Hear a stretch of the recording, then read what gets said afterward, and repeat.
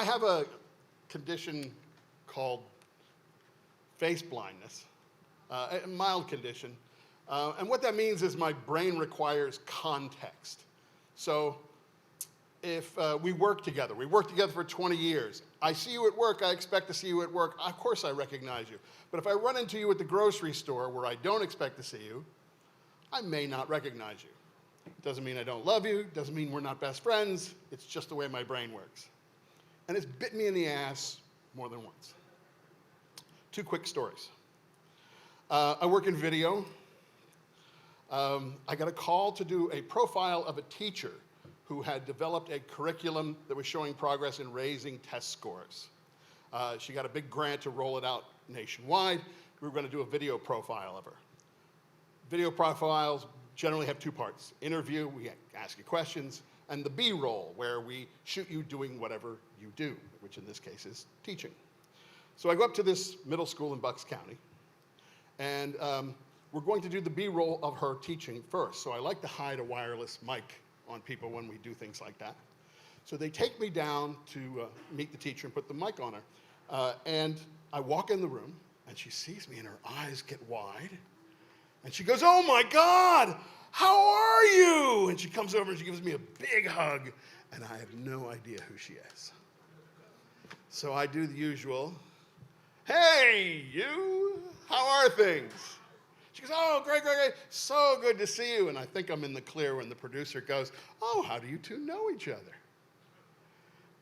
So I make a joke. I was like, "We were in Nam together." Now get out of here. Let me get the mic on her.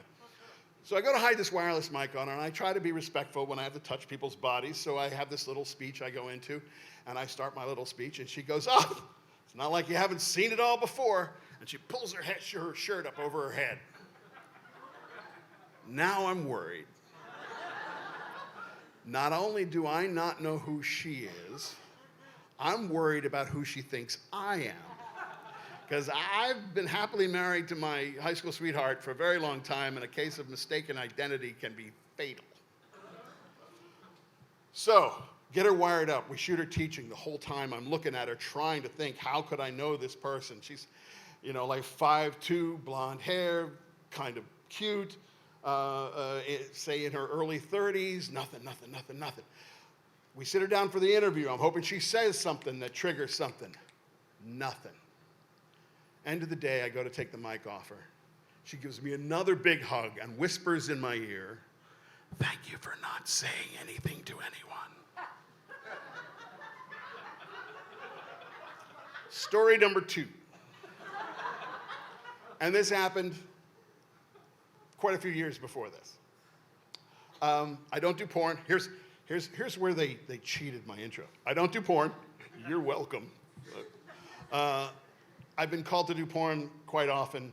I always turn it down, 1, because it's still actually illegal to shoot porn in many places, and I don't need that hassle. And 2, they can't afford me. Porn producers generally don't want to spend a lot of money to record, "Oh God, oh God, oh God," because they can lay that in later. But the producer from HBO wanted me on this gig, so he said, "Don't think of it as shooting porn. Think of it as shooting people who are shooting porn." And I said, "What's the difference to a police officer?" And he goes, "Okay, if you take this gig, you will be the highest paid person on the crew." Because apparently he was able to negotiate lower rates with the rest of the crew because they get to see naked boobies. Not wanting to pass up the opportunity to be the first sound man in the history of cinema to be paid more than everybody else on the crew, I took the gig. That's my story, and I'm sticking to it.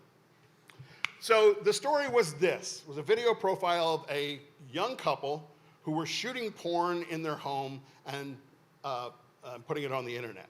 Now, this was back in the early days of the internet. They had started putting naked pictures on, "Oh, isn't this cute?" and then putting little movies on, and then finally graduated to putting full videos on, and discovered, oh my God, people will pay money to watch people have sex on their computer.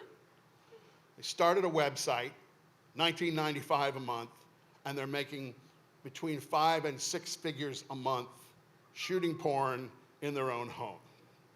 So we go up to this typical all-American Leave It to Beaver neighborhood in Bucks County, and to shoot them shooting video. Lovely young couple. He's like 6'4", red hair, well-built. She's like 5'2", blonde. They're in their late 20s, I would guess. Very nice people. And, we're going to shoot the B-roll first. No place to hide a wireless mic this time, so I have to boom it. And we shoot them making sweet, sweet love on their living room coffee table. We get done with that. She offers to make us lunch, naked. I make the William S. Burroughs joke that nobody got. Okay, there's one. I've told this story 15 times. That's the first time somebody's got that one. Thank you. And then we sit them down to do the interview. The guy says, yeah, I had to quit my job as an engineer. We're making so much money, and I had to, I edit the videos and take care of the website. And then the director asked the woman, you still working? And she goes, oh yeah, I can't give up my job. I love my job, and that's where we get our benefits. He goes, oh, where do you work? And she goes, oh, do you mind if I don't say? He goes, yeah, just give us an idea what field you're in. She goes, oh, I'm a teacher. Thank you.